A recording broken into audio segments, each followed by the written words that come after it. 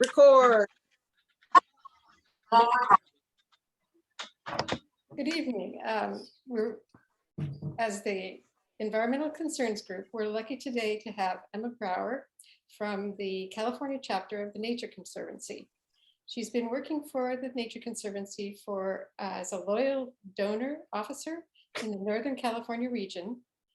She primarily works with members who have been donating to the Nature Conservancy for 10 plus years and personally thanking them for support and providing more detailed information on the projects that align with their interests and priorities. She came to the Nature Conservancy in 2019 after having worked as a community organizer for environmental causes. She holds her BS in biochemistry from the University of Oregon, and she currently resides in Oakland, California. And she's going to talk to us about quite a few things that the Nature Conservancy is involved with these days. And I'm going to let her introduce those topics. Yes, thanks so much. And thanks everyone for coming to this meeting tonight and inviting me to be here. I really appreciate it. I'll give just a quick overview of what I'm going to be talking about.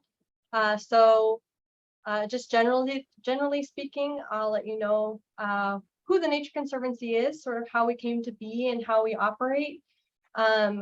Our external affairs branch I thought was appropriate for the League of Women Voters.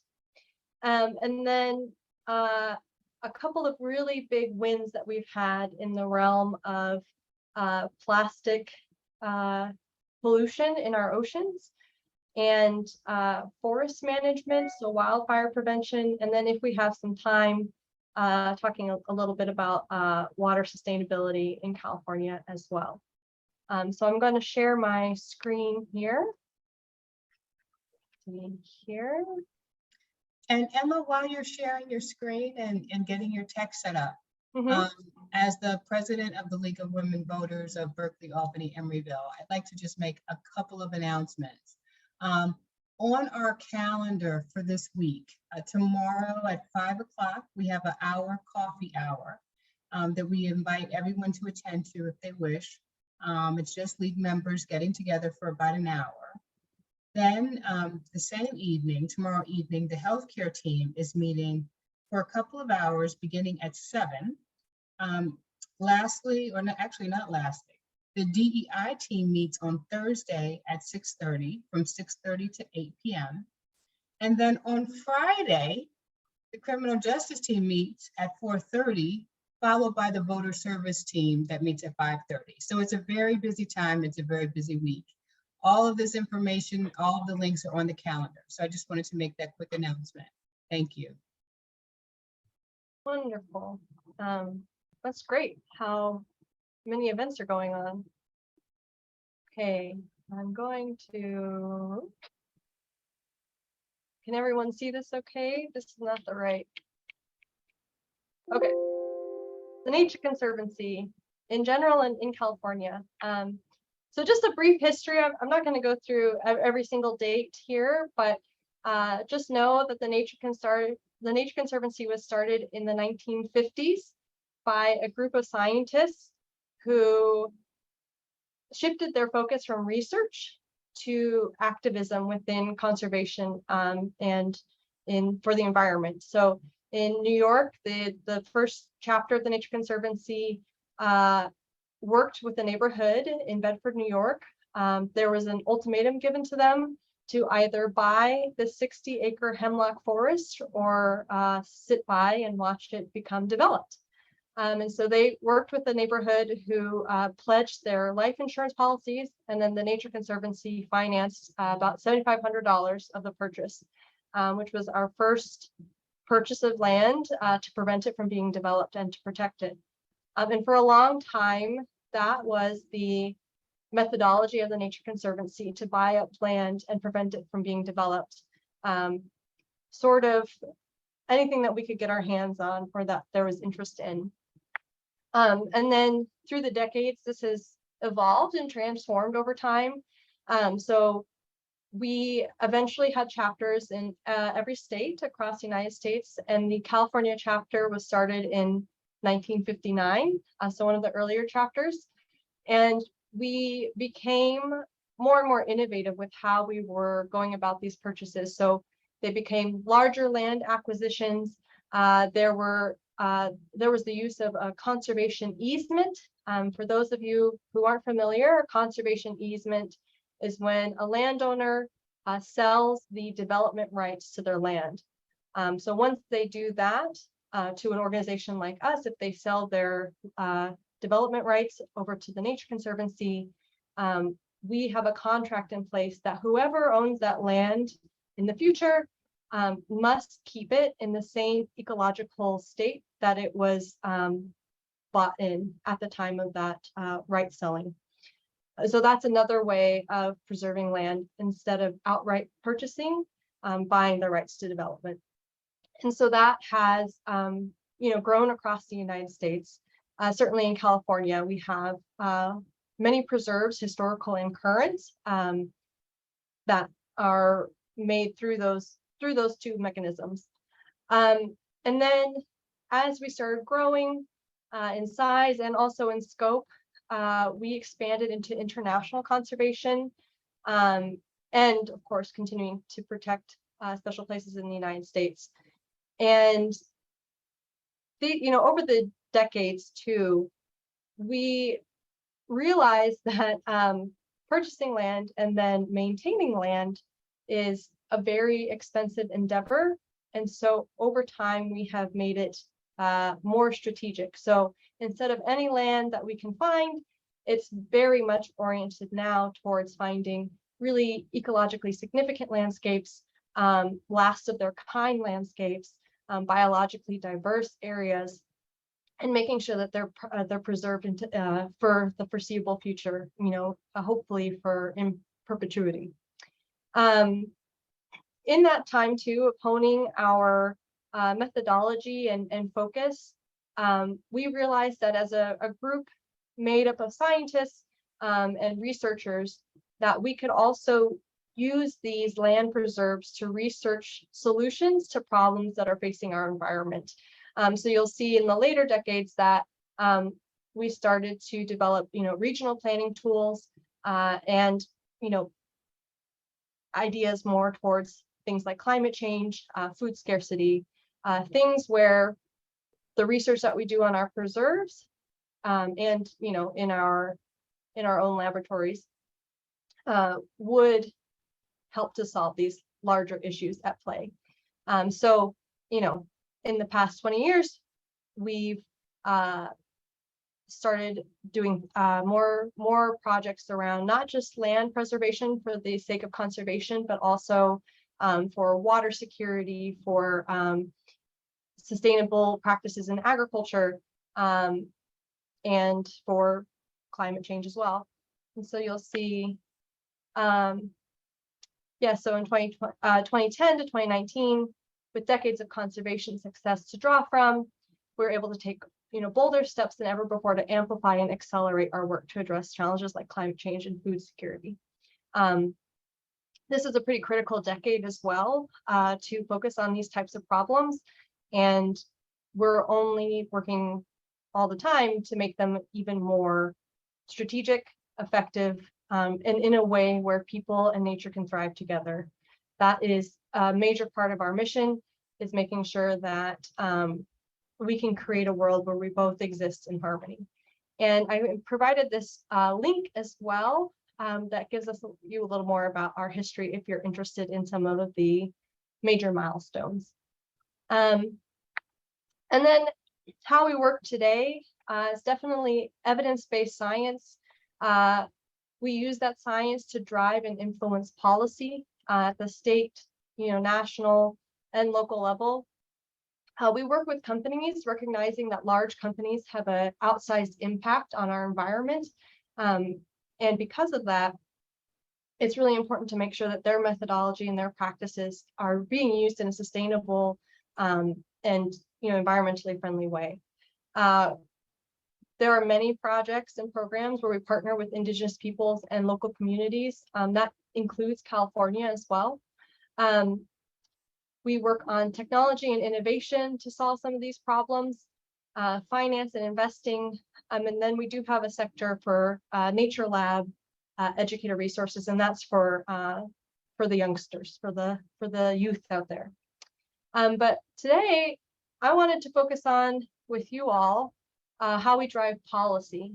So we use a practical, nonpartisan approach to advance policy that works for people and nature in the U.S. And in countries in the world. This is important. So like I said, we're nonpartisan.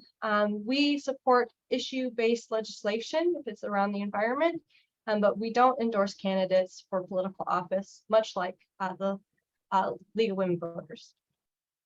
And so what I wanted to share with you today that's more specific to California, and I think something that's really exciting, is a recent victory just this past June, at the end of June, was the passage of the California Plastic Pollution Producer Responsibility Act, so Senate Bill 54. This is a bill that has been in motion for 3 years now. If it didn't pass in this legislative session, it would have gone to the November ballot for the people to vote on. That would have been pretty risky. And so really at the 11th hour, the state legislature pulled it together, passed it, and Governor Newsom signed it into law. And the league supported it. And the league support, that's wonderful. There's a huge collaboration. Certainly the passage of this bill is not the work of the Nature Conservancy alone, but a number of really important and influential environmental groups, groups like the League of Women Voters, who came together and influenced our legislation to do the right thing. And so I want to share with you, before I kind of get into what the legislation does and why it's important, the problem of plastic. And so this video does a really good job of explaining in a bite-sized way what we're up against here. So I'm going to click on this, and then I'll have to wait for the ad to go. Stop dieting. Seriously, don't bother dieting again. Ever. Because you don't need to. I hate to break it to you, but... And then I'll have to do a new share. And optimize for video clip. And now, can you see the video okay? It's an animated woman. Yes. Okay, great. I'm going to play it. I hate to break it to you, but we've got a problem. A plastic problem. From the takeout containers and water bottles overflowing your bin, to the tiny plastic fragments that are almost invisible to the eye. Plastic is everywhere. It's in our environment, our communities, and even our bodies. In our oceans, plastic is dumped at the rate of 11 million tons a year. That's the equivalent of a garbage truck dumping a full load of plastic off a pier every minute. With marine species from the smallest plankton to the largest whales paying the price. On land, microscopic plastics are being spread on agricultural fields.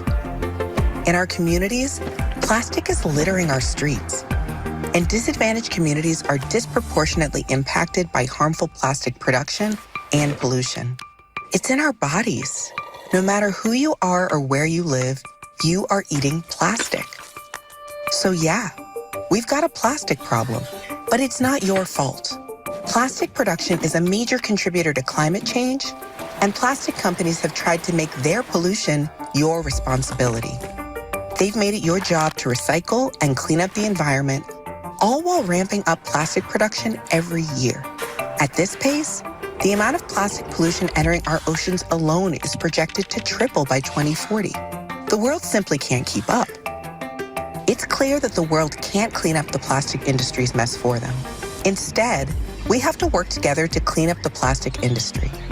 Here at the Nature Conservancy, we're no stranger to big problems. We're using cutting-edge science, partnerships, and hard-hitting policy to fight plastic pollution. And we're just getting started. We are leading research to better understand where and how much plastic is entering our lands and waters. We're advancing high-impact policy to dramatically curb plastic at the source.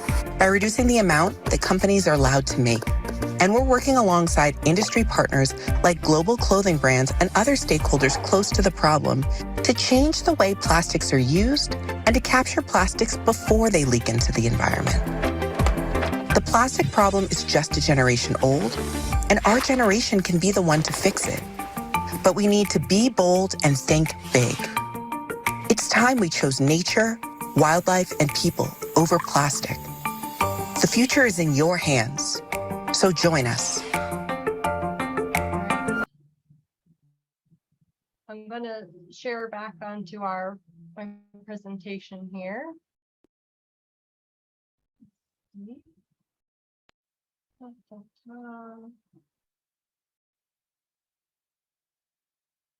Okay. So from the video, you can see we have a problem, but there are solutions to this. And so from those solutions that were talked about on the video, policy is certainly a large one. And so the gravity of this bill that was just passed is that it sets a precedent that hasn't been seen in the United States before. So California is leading the way in reducing single-use plastic packaging. So this bill, Senate Bill 54, requires plastic producers to cut single-use plastic packaging and foodware sold, distributed, and imported into the state by 25%, and requires the data reporting to track annual progress. Now that's really important because it's important that we are able to measure what kind of impact we're having, whether it's going up or out each year, and that we can then adjust our actions based on that. Instead of words in the wind, we can have qualitative or quantitative data to back up the methodology that's being used. This bill requires all single-use plastic packaging and foodware to be recyclable or compostable by 2032. It incentivizes a shift toward reusable and refillable or more sustainable packaging alternatives.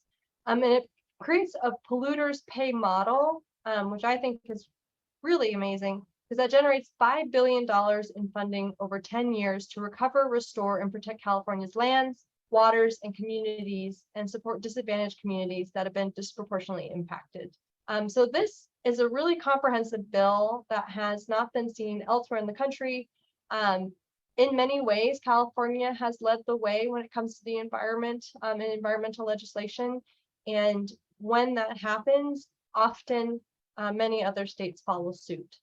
When California increased its car exhaust standards and fuel standards, 13 states followed suit pretty quickly in succession afterwards. So when California makes innovative legislative policy like this, it can have a really large effect on the rest of the country.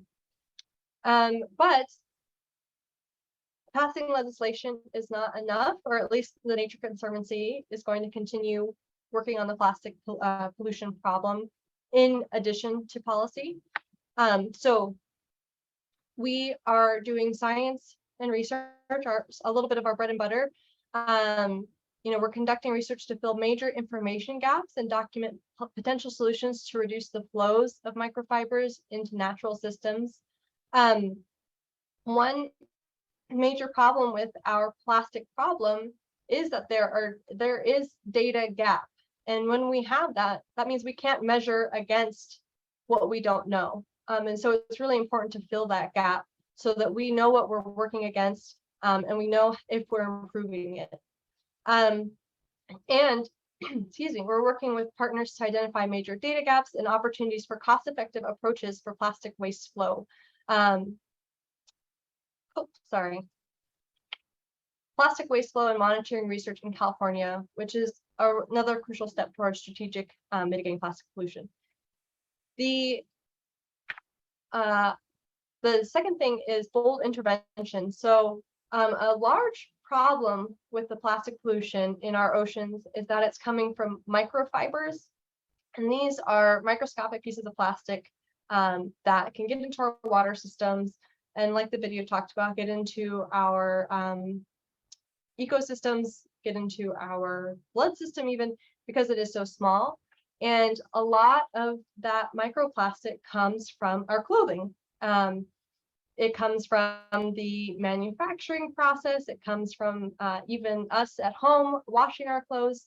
So intervening in this textile industry can make a huge impact on how much microplastic is entering our water systems. So we're building relationships with global clothing brands, retailers, and brand coalitions to develop best practices on textile material usage and microfiber capture solutions to increase awareness and secure commitments on how brands and mills can reduce microfiber leakage within the manufacturing process. So part of the problem is that a lot of brands don't even know that this is a problem. And once they have been informed of this, they're very motivated to make a change and turn around completely on how they're manufacturing their textiles. We'll also want to analyze the barriers and enabling conditions needed to, buy mills to adopt microfiber capture solutions. So, making sure that we have the solution to help with that. And then working with partners to develop a plastic trash monitoring framework that will inform the interventions to reduce flows of plastic from our communities to the ocean. So a lot of this is putting policy into place that incentivizes and requires the reduction of plastic pollution. And on the other hand, to increase it even further, it's doing the research to make sure that we know where we stand at the moment, and working with an industry that otherwise wasn't as knowledgeable or aware of the issue, but a big contributor to it, and working with them to make their practices more sustainable, decrease their microfiber pollution, and create a partnership there. And so this is a little bit of a shocking transition here out of microplastics, but another program that the Nature Conservancy in California has been working on that melds with our external affairs work. We unfortunately right now are getting into fire season. My parents live in Bend, Oregon, and I was talking to my mom today, and she said that the smoke outside is not breathable. She can't go outside. She's cat sitting right now. She didn't want to let the cat outside. She's worried for the cat's health and safety. And we're experiencing it in California and all up and down the West Coast, earlier and earlier for longer periods of time. So what is the problem with wildfires? It's a complex issue that is exacerbated by multiple factors. Certainly one of them being climate change, a decrease in water availability, but a huge factor, a contributing factor, is forest management. So for the last century plus, the United States Forest Services and the United States government and agencies have believed that all fires are bad and have thus suppressed fire in our forests across the country and let forests grow however they want. This has actually turned out to be unhealthy for our forests and was not how they were maintained for thousands of years prior to the United States government. So the Nature Conservancy has been doing work around forest management through our own preserves in the Sierra Nevada, but also through a coalition called the Tahoe Central Sierra Initiative. So this is in the Sierras. And this is essentially testing forest management in a way that doesn't allow forests to grow without any intervention. There's manual thinning, so taking out small underbrush and using prescribed burns.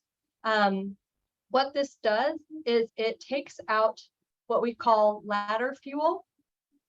So when you have a forest that is unmanaged, no intervention, you have many different years of growth. And the smaller brush underneath the younger trees act as fuel that can create a large enough fire that then goes to the older, larger trees that are normally fire resistant, and burn those trees as well. So I'm going to show a picture that I think is pretty compelling with why forest management is important for our forestry health. This is a photo after a burn where you can see the difference between thinning only on the left side here, thinning and prescribed fire, and then no treatment at all. So this type of research of thinning only, thinning and prescribed, no treatment, has allowed us to build a really good case for how we should be managing our forests in California to keep them healthy and to prevent them making in the last 10 years plus now. And I don't want to take this credit as a completely isolated instance of Western science finding this information and using it, and then presenting it to the state government. This type of practice, this thinning and prescribed, especially prescribed fire, is a methodology that has been used with indigenous peoples in California for hundreds to thousands of years. And so when there was the United States government intervening and suppressing fire, that actually changed the course of our forest health and made our forests much more susceptible to these mega wildfires that we've been seeing today. So we have done this type of research. We've also collaborated with indigenous peoples in California, working with them to do prescribed fires, and then use that information to influence legislation and influence budget. So in 2018, Governor Brown pledged to invest $1 billion to support, healthy forests, fuel reduction over a 5-year period. And Governor Newsom in 2019, honored that commitment. Just in this past year, we have seen that the budget for wildfire and forest resilience has been up to $1.3 billion over 2 years. So finally, politicians and leader makers can see the severity, the seriousness, and the importance of wildfire prevention. It took some really devastating wildfires to happen, unfortunately, but we can see in this breakdown here that there's a lot of money now being invested in healthy forest management, wildfire prevention, and making sure that our forests are as healthy as possible. Can I ask a question just quickly? Yes. So the picture you showed of the forest burn, and not just okay. I don't know where this is, but is the fire that's currently burning west of Lake Tahoe part near where you did some of this work originally? West of Lake Tahoe. Yes, there is some of that. And, as far as the up-to-date results of some of this work, I think it'll be seen in the coming months. But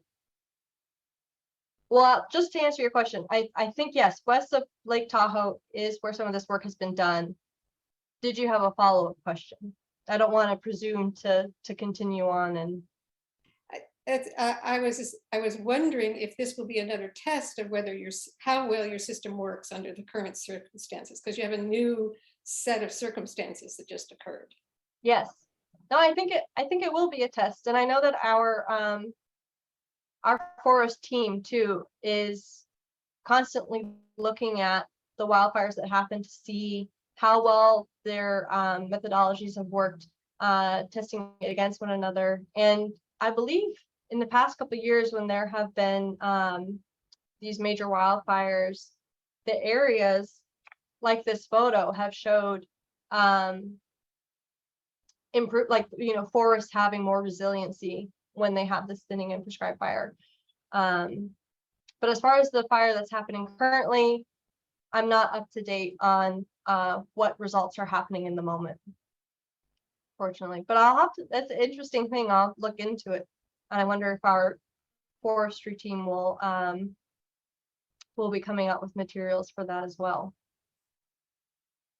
Could I ask a question here? In the Sure. photograph, in the center area, doesn't look like there was any fire there at all. There would be some fire on the ground, but there ought to be some dark patches there. Oh, but I do think there was fire. I think that the you can see the thinning only, how there's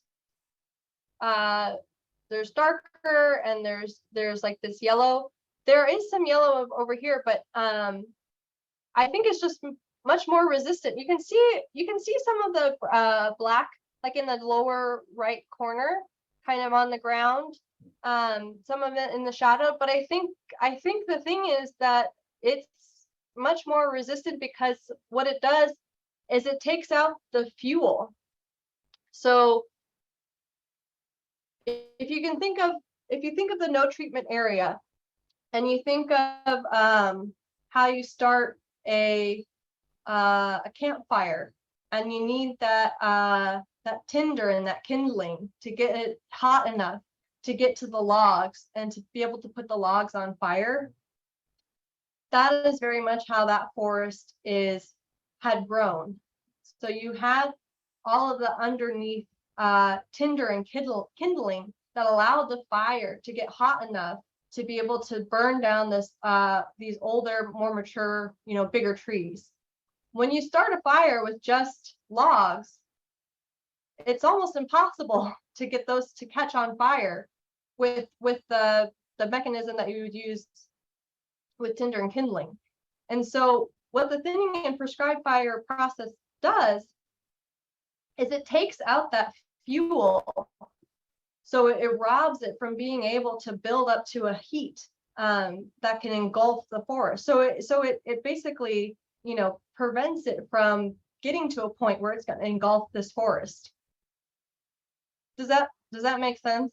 Okay, yeah, all right. And you can see too, it's where these road lines have, you see these road lines here? I don't know if you can see my arrow or not, but on either side, there's a road, and fire has a harder time jumping across roads too, I'm pretty sure.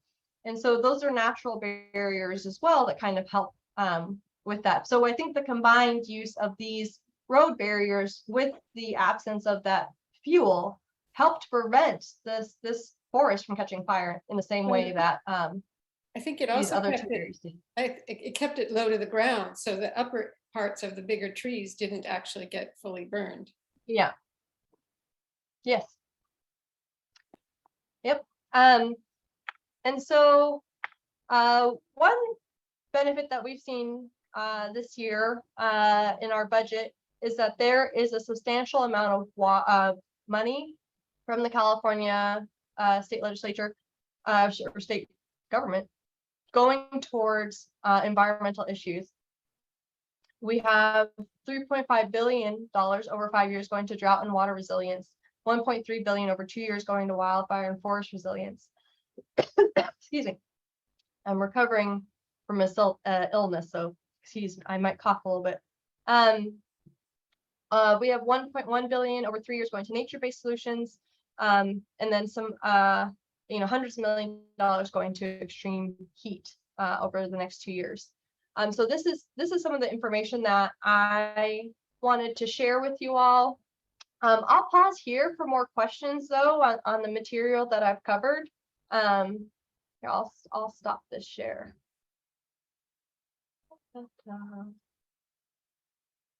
Yeah, are there any questions at the moment about some of the material that we covered, or anything else that you are curious around the Nature Conservancy does in other areas? Yes, go ahead. The thinning versus thinning and prescribed burning were quite different. Yeah. And so how much is prescribed burning the benefit versus thinning? Yeah, that's an excellent question. I'm not sure that I have enough knowledge base to answer that, but my educated guess is that the burning is a bit more, how do I say this? The thinning is humans going in and removing brush. That is pretty laborious. I don't think it's as, I'm trying to think of the word, not holistic, but as intense of removal. And I think with burning, I think it can get to more areas and more of the brush and remove it even further. So I think it's just more detailed in what it's removing and what it's cleaning out versus just what humans can do. So I think if I were to make an educated guess, and like I said, I don't think I have enough knowledge base to definitively say one way or another. I think the thinning helps to manually take out some of that bigger, maybe more of like the kindling, and the burning helps to take out some of that tinder. And so that takes out both of those fuels together. The prescribed burning has been done by indigenous people for however many centuries without thinning. And I would be interested to know if you just did the prescribed burning, how beneficial it would be. Yeah, I can ask our scientists and see what they say about that and get back to you. Great. Anyone else? I know we also work on water sustainability in California. I know that that's often a topic that is on people's mind when it comes to the environment. If anyone's interested in talking about that too, or has any other questions. Well, I don't want to monopolize this, but if anybody has other questions, go ahead. Otherwise, I have about 40. The many things that the TNC is doing has an influence, has an impressive impact on policy. And one of the things that we are doing in the League of Women Voters is a national effort with many different areas, including oceans.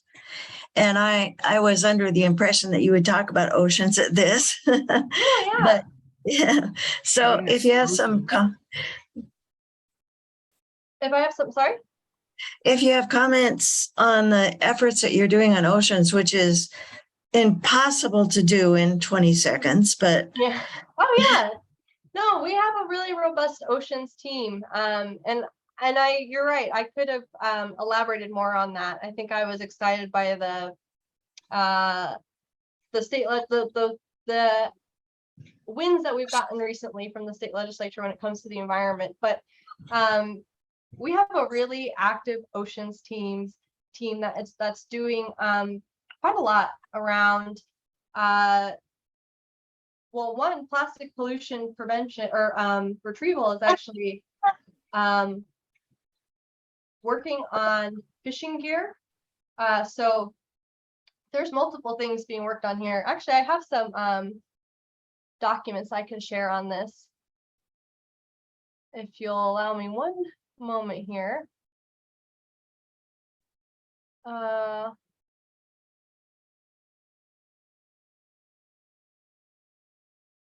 see here.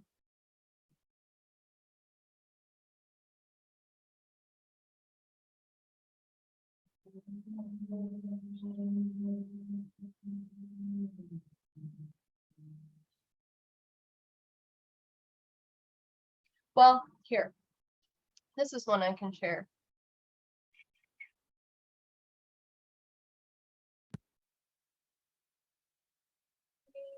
Oh, is it showing you two screens at once here, or is this working?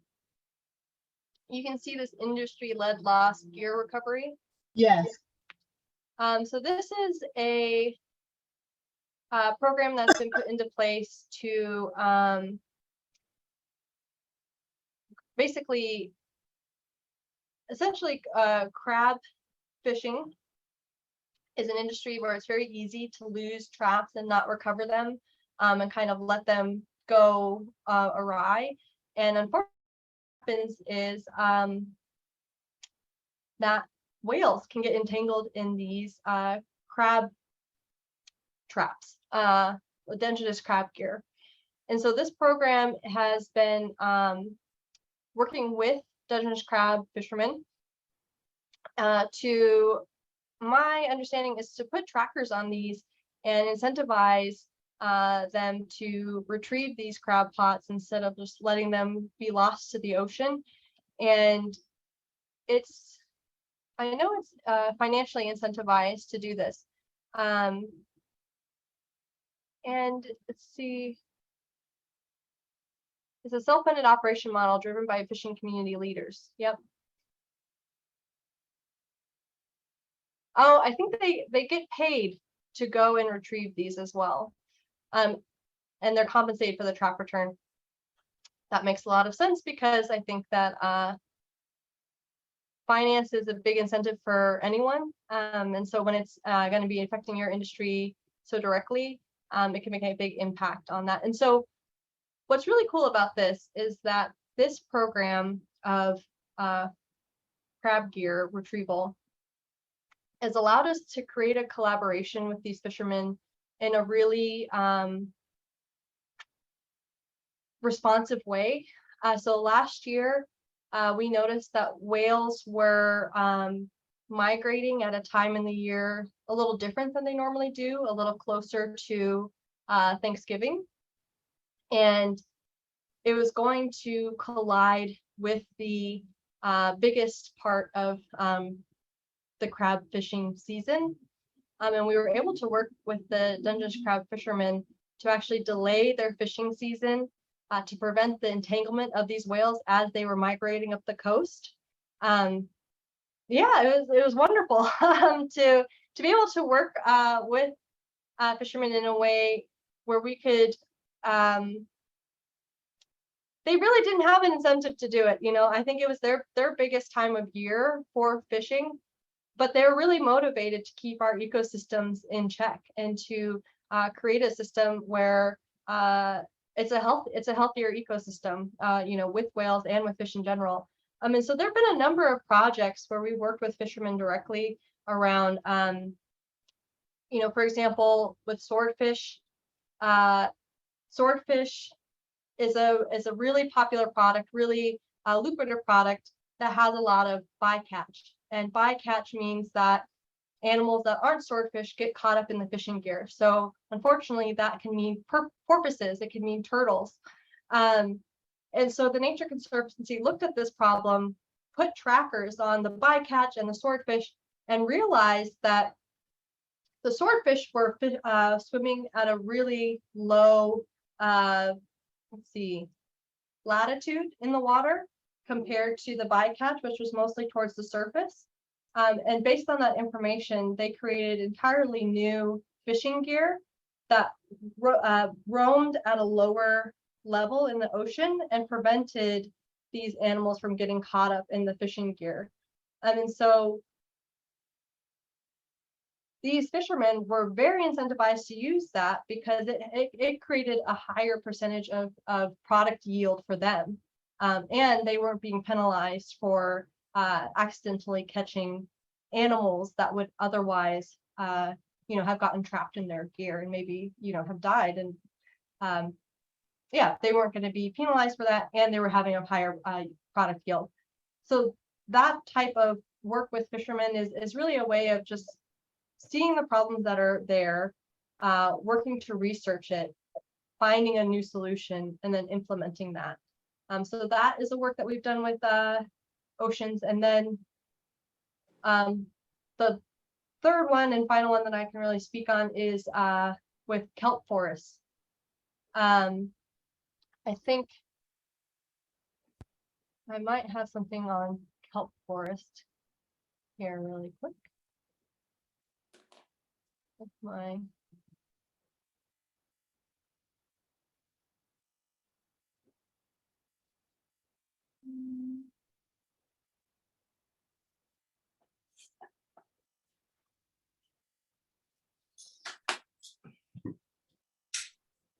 Well, I can tell you the story about kelp really quick here. Kelp forests are an incredibly important part of the ecosystem that happens off the coast of California and across the West Coast generally. It provides habitat for sea otters, for mussels and fish. It's a whole nother world under the water, and it creates the habitat and safety for so many animals to breed, to live and to hide, to hunt. And in the past few years, we saw a dramatic decline in our kelp. And we realized that it was a number of factors that came into place. Increasing water temperatures led to a disease that devastated the sunflower starfish on the coast, on the west, up and down the West Coast. That plummeted the populations of the sunflower sea star. That sea star is the natural predator to sea urchins, and sea urchins feed on kelp. And so the sea urchin populations exploded and our kelp forest started going down. And so over the past few years, we've made a big effort to research it through drone footage, through data analysis and monitoring. And we've started using market-based solutions to help with the problems. So really encouraging sea urchin consumption at the fisher market, at seafood restaurants, really encouraging people to be harvesting these sea urchins and selling them at restaurants to kind of put a dampen on their population levels, but then also, working to help rehabilitate the starfish as well. But that's sort of compared to some of the other habitat ecosystems in the oceans, like coral, mangrove forests, that sort of thing. This is a relatively new problem in the last few years, and so we're really ramping up on making it a global effort and doing collaboration in other areas that we've seen this type of problem as well. So those are some of the things in our oceans program. It's a pretty robust team, and I can send some more materials to after this that can go into some of the detail around what we've been discussing too. So anyone can take a look into that further. And Carol, I saw you had a hand too. I do. I have a question. A number of years ago, I was aware that shrimp fishing was like sweeping clear, talking about the bycatch. It was just sweeping. There was so much bycatch where they just swept across, and has there been any improvement in that, or is that continuing? And this was not particularly in California, it was many places in the world. Yeah, I mean, shrimp is still a type of fish or a type of a seafood that is, it's hard to keep track of, and it's hard to know how sustainable the shrimp that you're getting is, because of those types of practices, because of the nature of the fishing industry in general. I don't think that problem has been fully solved yet, but the Monterey Bay Aquarium has a pretty great list that can help you find out how sustainable a product is depending on where it's from. And I do know, I think there's some shrimp from certain locations that is more sustainable than others.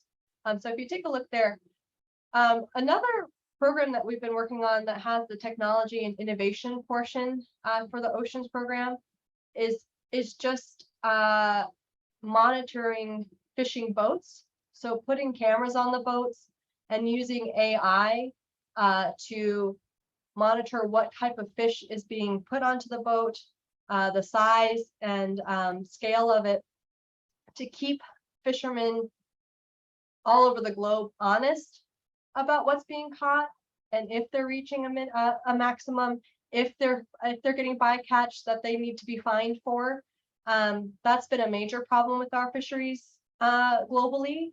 And so implementing these accountability methods on our boats around the world will help our ecosystems flourish. And in fact, you know, because there's all types, you know, in the industry, people who are really invested in keeping a healthy ecosystem, and then some who aren't. And so putting a flat measuring method, you know, for everyone to keep everyone honest is a really good way that we can start making our fishing more sustainable as well. Yeah. Any other questions? I've talked quite a lot. I'm usually used to talking to people in a very much conversational way, back and forth. And so, you know, presenting is a different venue for me. So I really do love to hear if you have something on your mind in any of these ways. One question. There's been this, what is it, a red tide in the Bay Area? Oh yeah. With the kelp there, I think. And last I saw, they were assuming that it may be coming from our wastewater plants that are putting water that's not fully processed into the bay. I don't know if you know about that, or anybody in your organization has noticed. Yeah. I personally don't have the knowledge base to talk on that, but I could follow up to see about that. And so actually, one of the groups that we had present last year was people who are working on saving the kelp beds by the Richmond-Samerfeld Bridge. And that's one of the last really healthy ones. And so that one doesn't yet have any buildings, any apartment buildings or any other things that could be dumping stuff into the ocean. And they were trying to make it stay that way. Yeah, that's not something I have information on at the moment, but I've just written down on my note here to follow up on this red tide, you called it, right? Yeah, I think that's what they call it. Yeah, it's like it's usually an algae bloom, I think. Right? I think. I Yes. think, okay. I wrote down too to follow up on the thinning and prescribed burns versus just prescribed burns. And then sending out some of these ocean materials too, to folks who want to look at it more. And they'll have really great visuals as well, which my storytelling doesn't provide, but you know, there's access to those resources too that I can provide. Yeah, you're going to send some links to us that we can put on our website. That's correct. Yeah. Okay. Good.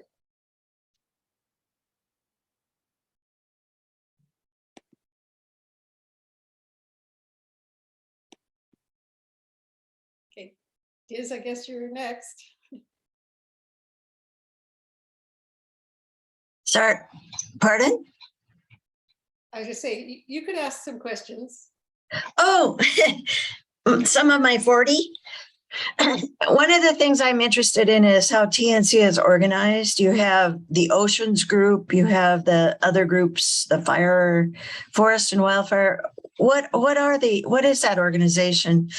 The league has now a national effort. We call it the Climate Interest Group, and we have 10 different teams. And among them is oceans, forest and wildfire, and so forth. And we'd love to connect to your expertise if we could. So how are you organized?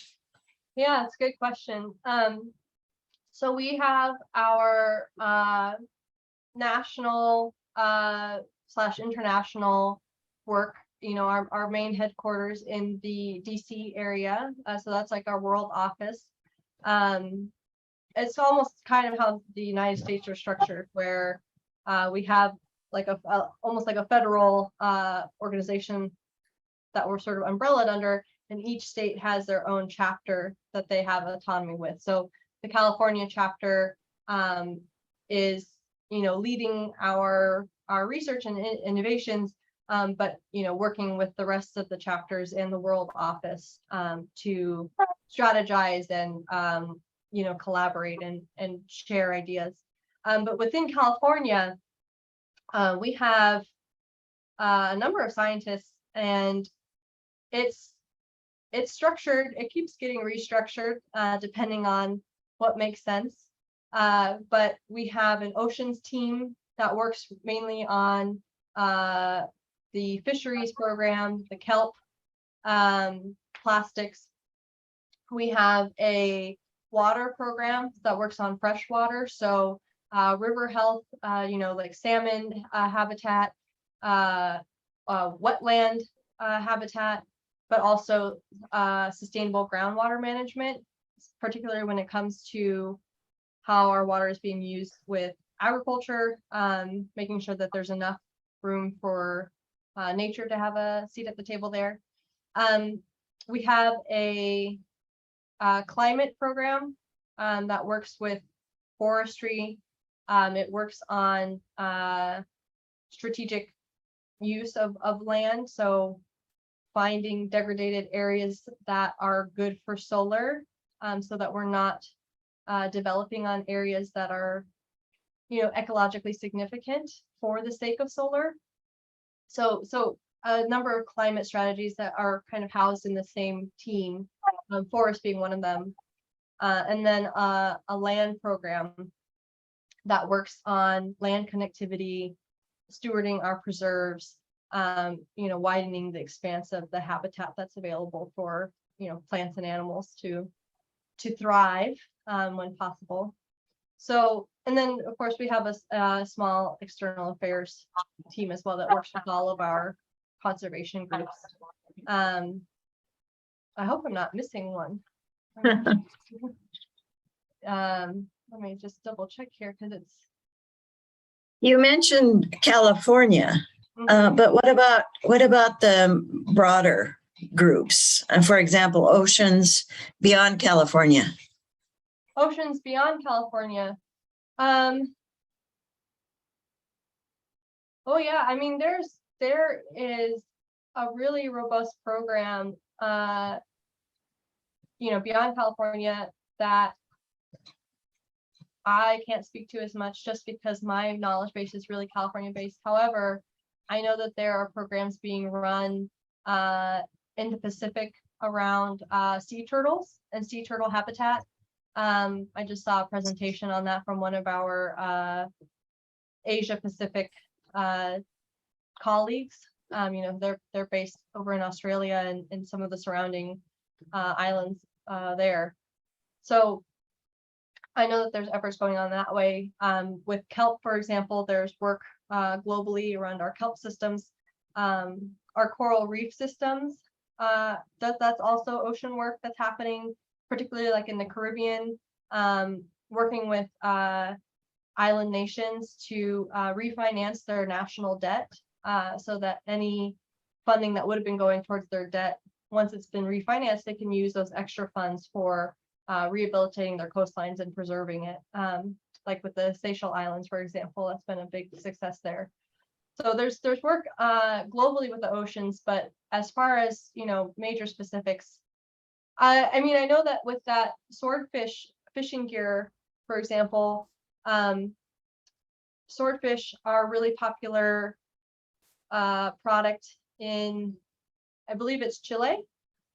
And so we're trying to export that or collaborate with them as well to figure out what kind of fishing gear would decrease the bycatch that they're seeing in their industry down in South America. So there's ways that we collaborate globally that I hear about here and there through presentations that happen at work or through donor specific interests. But as far as like a good breakdown of our national and global oceans program, I don't quite have that for you, but okay. I can show you it on our website though. It's a pretty good website, I think. It is a great website. Yeah. So I think Eric has a question. There has to be a lot of collaboration in between the states. You mentioned salmon in California. Well, there are salmon in Oregon and Washington also, and in Canada. And so the Nature Conservancy must have sort of a central lab someplace, or a central organization, because you don't duplicate everything in all the different areas, all the different states. Yeah, definitely. I mean, I think that there's certainly collaboration between, teams within different states, and, like Alaska, for example, has a pretty good salmon industry there, pretty sustainable system as well. We work as collaboratively as possible, but also understand that there are regional obstacles that can sometimes occur based on different, state history or different legislation that's happened. California, for example, part of the problem with our salmon habitat is the amount of dams that have been put in place over the last 150 years or so, and 100 years. And so it's working around that and working with state legislation around, or state agencies, I should say, around that as well. But as far as like a central lab, most of our labs are on the preserves. We think of them as like living labs. And so, going out into the field, working directly that way. But I do know that there are people who cross state, go to different states or go to different countries, and work in person there as well. But, we do have the World Office, which is based in DC, who create a more centralized area for us to collaborate and work together. Okay. Yeah, we're trying not to reinvent the wheel as much as possible. Yeah. Okay. Yeah. Fine.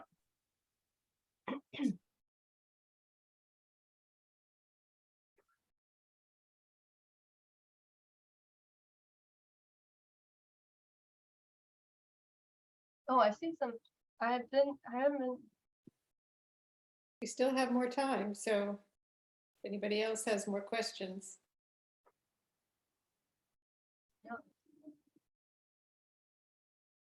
Yeah, I can ask one thing.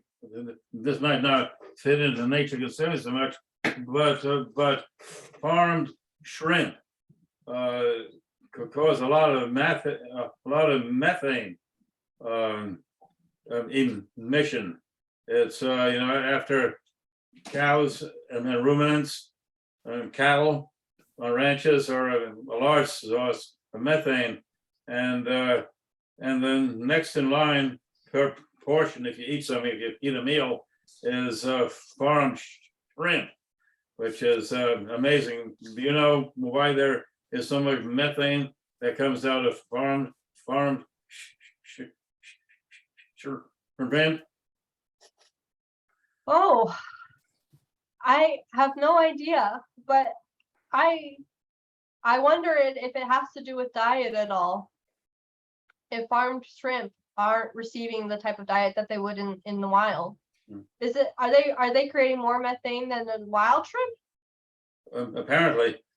Yeah, if I were to guess, I would guess on the diet that they're being fed. I think in a lot of farm factory in general, whether it's in fisheries or in our beef or chicken, oftentimes they're eating things that they can't digest properly. I know that's the case for like cows. I know that, for farm salmon, for example, they're not getting the same omega-3s in their diet. Like, and not that there's pros and cons to farmed animals in general, especially in fisheries. But my first question, without knowledge on it, would be, what are they eating, and is it different than what they would eat in the wild? And maybe that is part of it. Okay, fine. Yeah, thank you. I have another question. Is you do team up with, or you collaborate in some way, or you get along with companies and industries, and then you must have some disagreements in your agreements. I mean, how do you figure all that out?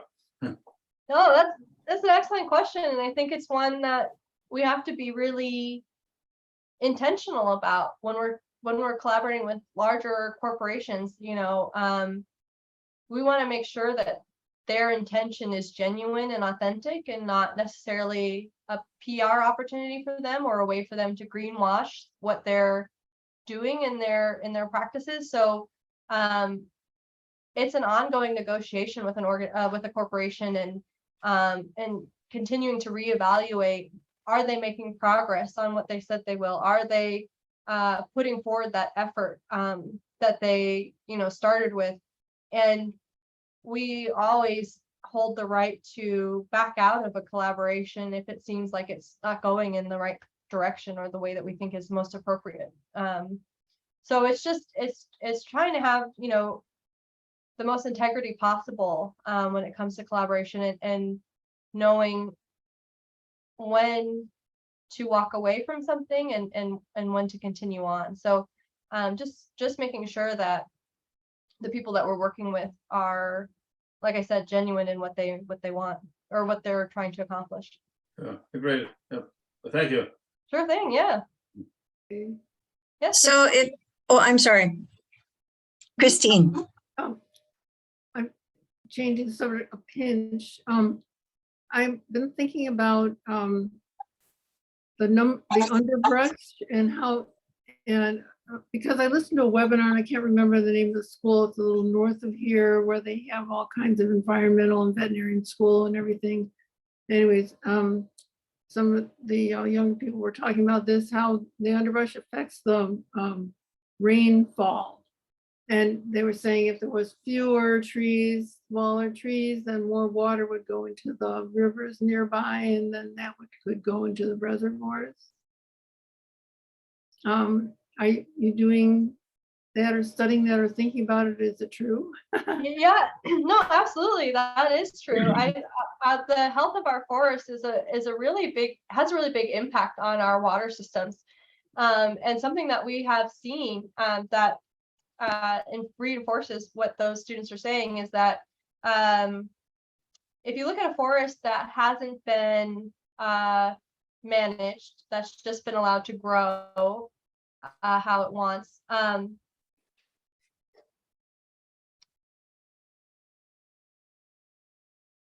it becomes a really thick forest, stays at the top and can evaporate. And so when you thin out a forest, when you thin out and have more space, that snow has a better chance of getting down into the water systems, going down into the forest, into the ground, and being incorporated into the water system and into our rivers, and then our reservoirs and drinking water. So that's, from my understanding, that's right on. And so the better managed our forests are, it's actually going to be important for our water systems as well, because I mean, we need every drop that's raining at the moment or snowing. And so setting up the circumstances so that they're best suited for when it snows is really important for keeping our water systems well endowed. So yeah, that's definitely, yeah. So when there's another very large estate that the Nature Conservancy has down by closer to Santa Barbara. There was the guy who started the ESRI. Yeah. Do they do tests like that in their forests? Are you're talking about the Dangerman Preserve? Yes. Yeah. I know he wanted to do a lot of testing in the area. Yeah. So as far as like forest thinning, so she's talking about it's near Santa Barbara. It's on Point Conception. So when you're thinking of California and you think about the point where on the coast where it sort of angles inward, you have the northern coast area here and then the southern coast area here. Point Conception is right at that tip there where it kind of comes in like almost like an L shape. And it was historically a ranch for the last century plus. And so unlike a lot of the Southern California coastline, it's pretty well preserved in terms of what kind of land is it's undeveloped. It's about 50,000 acres. And yeah, the danger ones, they started the ESRI, I believe it's called, ESRI, yeah.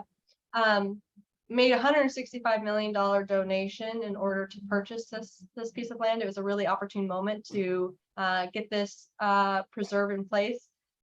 And as far as like forest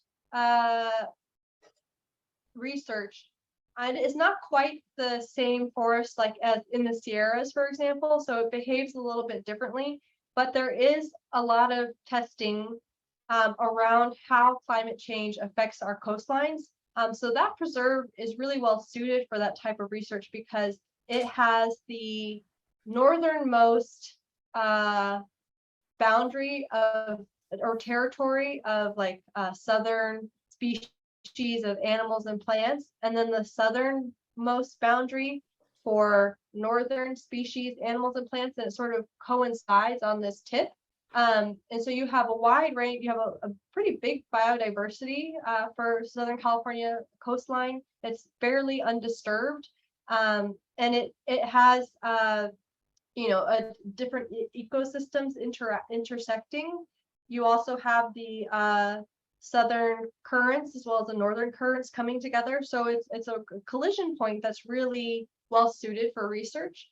So we collaborate with UC Santa Barbara students, like graduate students, and other scientists to look at the effects of how animals and plants are migrating based on increasing temperatures, you know, the gradual increasing of sea lines, sea levels. But, you know, obviously that's a really gradual thing.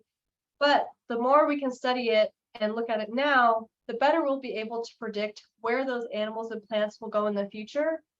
And we can create the land connectivity and habitat that they'll need in the future instead of having that all developed and having them have nowhere to go once temperatures increase. So if we can accurately predict how these animals will migrate, we can make sure that there's a place for them in the future, and that there's land connectivity and habitat available to them. So that's some of the research that's been going down on in Southern California. There's a lot of invasive species though on the preserve. There's going to be some manual digging up of ice plant there. Oh, Ruby, did you have a question? So the recent terrible flooding in Pakistan, has people have made the point that Pakistan is only contributing maybe less than few percents to the greenhouse gases, and there should be definitely some kind of justice here in terms of helping them out. A third of the country has been underwater for like more than a month now. Does the Nature Conservancy take a stand on this? And in connection with this, I think people are very confused at times to hear, different pronouncements on how dire the climate change situation is. Some experts say, okay, yes, things are bad, but we could probably do something to really mitigate in a significant way. So how does the Nature Conservancy come down on that sort of metric? Yeah, those are both really great questions. And I'll try and answer the first one to the best of my ability. The Nature Conservancy definitely sees justice and equity as a really integral and important part in the environment and conservation. And I think that is kind of what that question is getting at. Pakistan being a very small contributor to greenhouse gases, but experiencing an outsized consequence because of it. That is something that, you know, as far as what the Nature Conservancy is doing in this moment around the flooding in Pakistan, I can't speak to that. But I do know that we don't want to leave people behind. You know, the climate consequences that we're going to be seeing in the future is going to be uneven and unfair and going to disproportionately impact certain communities. And so the Nature Conservancy stance is that we want to make it as equitable, as fair to everyone as possible. And that means keeping places like Pakistan in mind and helping to support those places as best we can, or communities as best we can. So yeah, I think that it's definitely something that we are thinking of and responsive to. And then the second question is, you know, how dire is the climate change or global warming problem? You know, and scientists, like you said, have a variety of responses. And I wonder if some of the variety in response is because of how it's a very delicate thing to engage the public on something that is so serious and so critical, and to not feel like it's impossible or overwhelming to a point where people are rendered paralyzed or inactive. And so I think that we are seeing, you know, consequences of climate change in the moment. We will see more severe consequences as well. I don't think that means that there isn't action we can take today and in the very near future to make those consequences as manageable as possible, to mitigate them as best as we can. And I think it's imperative that we do take those actions, and not just, you know, as individuals, but, you know, our politicians, you know, these companies have outsized influence over what's going to be happening to our environment. And so it is really important that we are influencing them to do the right thing when it comes to the environment. So I think it's a mixture. I think that we are going to see more severe storms, like on the East Coast, for example. However, we can also use wetlands and estuaries to help mitigate the flooding that happens in those areas. We can use coral reefs to mitigate to decrease the severity of waves. You know, we see these natural solutions that can shore up our coastlines, and a number of other solutions as well that uses nature to help mitigate some of the severity that we'll see in the future. So I think that it's possible to do all that we can now and create a better future for ourselves. But it is a critical decade, you know, it is, the time is now, definitely. Thank you. I think there's one other problem with Pakistan, which is that one of the reasons why they have the flooding is because their government is too corrupt. But they don't use the money that they do have to actually fix their sewer systems. So yes, they need help, but they also need to make sure that that money doesn't go to the wrong people. Yeah, that's why the global conservation, you know, it looks different than the United States. It's everywhere we go. That's not the United States. We have to be really careful about how we're approaching it, and really we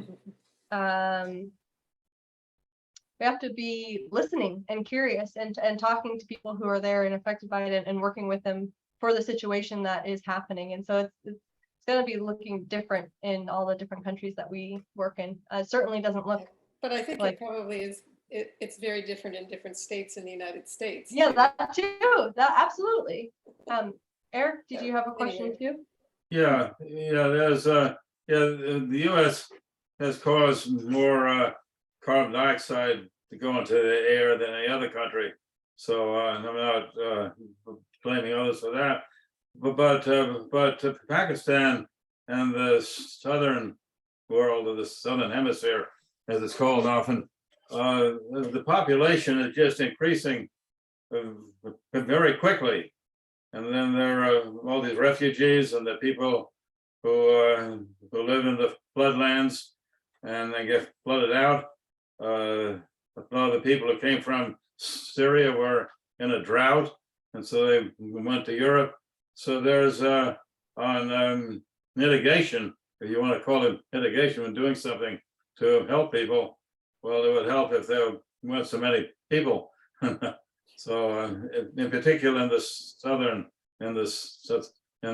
southern world.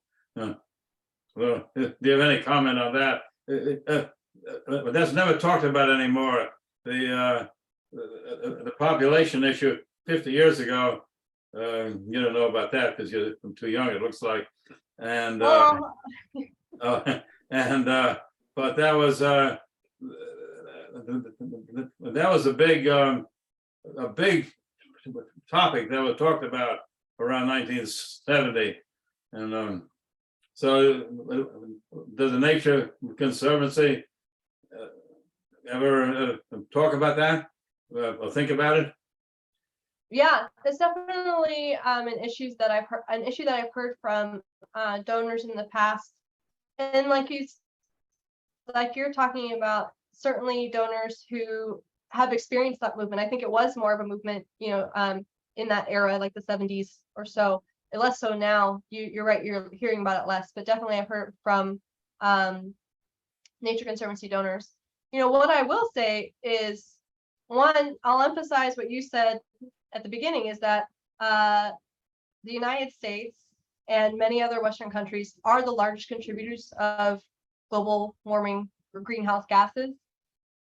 We are definitely creating the most pollution in the world, much more than like you said, it was deemed as the Southern Hemisphere. And so because of that, we look less at population and more at these countries and companies. It's a small percentage of the world of the people and large companies that are really creating the bulk of the pollution. And so looking at that legislation and looking at those decision makers. But with that being said, we also believe that when women are empowered in these countries to make their own decisions around parenthood, so having access to contraception, to sex education, and can make their choices around how they want to plan their families, we see that oftentimes women choose to have less children. So we have worked with organizations that empower women and provide resources and education around sex education and health, if that's the choice that they want to make. So in that way, we have touched on it and had a statement on it, but we focus mostly on the countries that are contributing the most to pollution, and the corporations and companies that are doing that as well. So, but we also want to empower people to make the choices that they want to for their own family planning. So that is kind of how I've seen that. So I have a question. Sure. How can the League of Women Voters most help in getting the information out to people about the emergency of climate change? Yeah.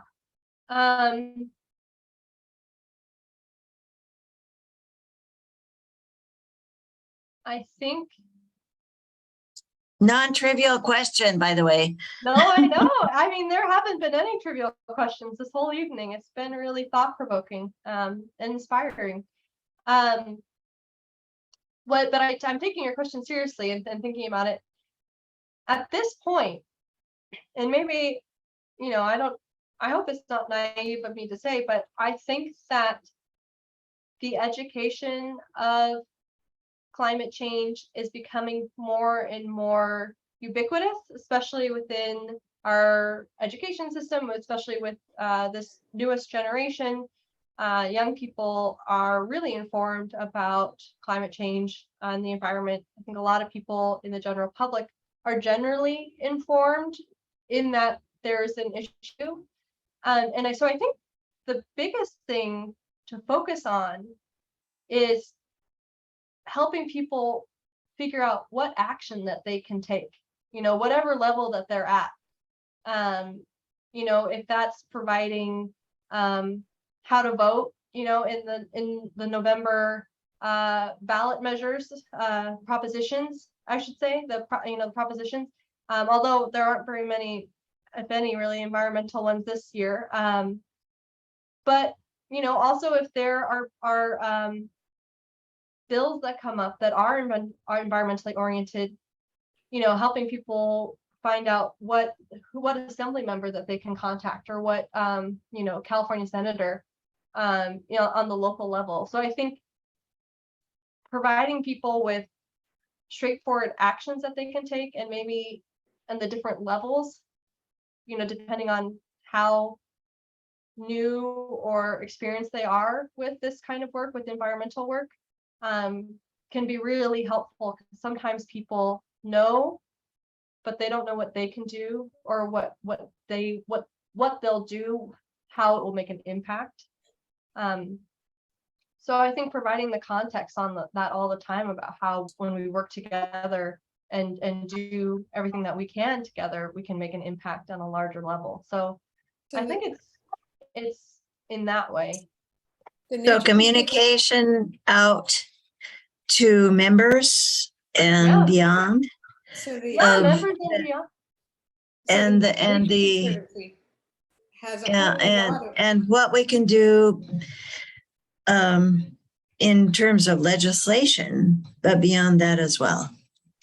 Yeah, I think that legislation and influencing policy is one of the biggest impacts that we can have. Certainly there are things that we can do on an individual level that make an impact, but I do think that the majority of the power is being held in government agencies and corporations. And so the more that we can influence them as a power of people, I think the more impact that we'll make. So yeah. I think it's also important that you emphasize a lot of the training materials that you have on your website. It's really appropriate for middle school, you know, those things that can actually encourage people to become part of the bigger movement. Yeah, I can definitely and decide, oh, they've already done that, but you know, that means that you can do something. Yeah, I can distribute that information too from some of our. Okay. Yeah. I think we're about out of time. It's been a really good conversation. Thank you.